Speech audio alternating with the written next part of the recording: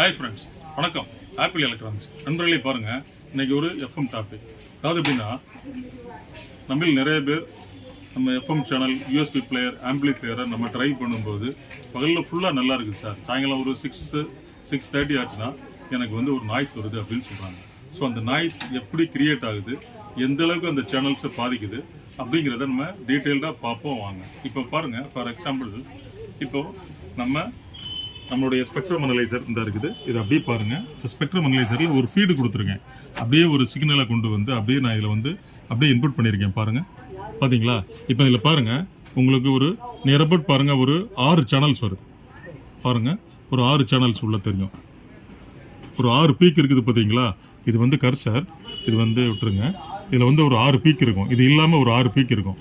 So இந்த 6 பீக்குமே 6 channels, 6 number of channels.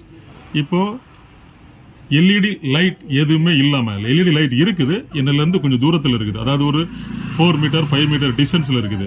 So என்னோட பக்கத்தில், நான் இருக்கிறது பக்கத்தில், இந்த ஸ்பெக்ட்ரம் அனலைசர் பக்கத்தில் பார்த்தீங்கன்னா ஒரு 2 மீட்டர் டிஸ்டன்ஸில் 2 எல்இடி லைட் இருக்குது. அந்த 2 எல்இடி லைட்டையும் ஆன் பண்ணதுமே அதனுடைய நாய்ஸ் எந்த அளவுக்கு இந்த சேனல்ஸை இன்டர்ஃபியர் ஆகுது அப்படிங்கிற விஷயத்த பார்ப்போம்.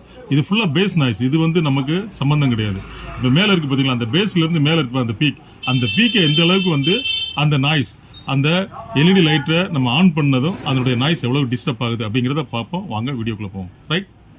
நண்பர்களே பாருங்கள், இப்போ பக்கத்தில் ஒரு 1.5 மீட்டர் டிஸ்டன்ஸில் 2 எல்இடி பல்ப் இருக்குது. அந்த எல்இடி பல்பை ஆன் பண்ணியதும் என்ன நடக்குதுன்னு பாருங்கள். பார்த்தீங்களா?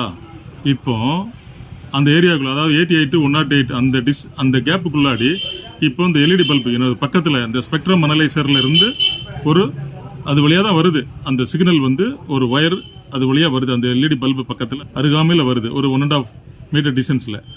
அப்படியே வரும்போது அந்த எல்இடி பல்பு ஆன் ஆனதும் இவ்வளவு நாய்ஸ் வருது. இந்த நாய்ஸ் எல்லாமே நம்மளுடைய சேனல்ஸ் 88 108க்குள்ளே நீங்கள் பாருங்கள், 88 108க்குள்ளே தான் இதுதான் அந்த ஸ்க்ரீன்.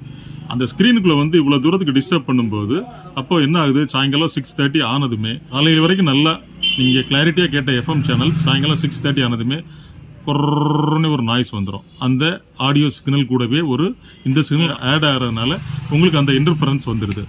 ஸோ இதை நீங்கள் கண்கூட பார்க்கும்போது இதை எப்படி நம்ம ரெக்டிஃபை பண்ணலாம் அப்படிங்கிற விஷயத்த நம்ம அப்படியே பார்ப்போம். அதாவது எப்படின்னா, இப்போ எப்படி இருக்குது, இதை நம்ம எப்படி ரெக்டிஃபை பண்ணலாம் அப்படின்னு சொல்லி பார்த்தீங்கன்னா, இப்போ ஒன்றும் இல்லை, இப்போ உங்களுடைய யூஎஸ்பி பிளேயர், உங்களுடைய எஃப்எம் சேனல்ஸ், அந்த ஆம்பிளிஃபையர் எதுவாக இருந்தாலும் சரி, உங்களுடைய எல்இடி பல்ப், நம்ம வீட்டில் LED bulb, LED tube light இதெல்லாம் வச்சுருப்போம் இல்லையா?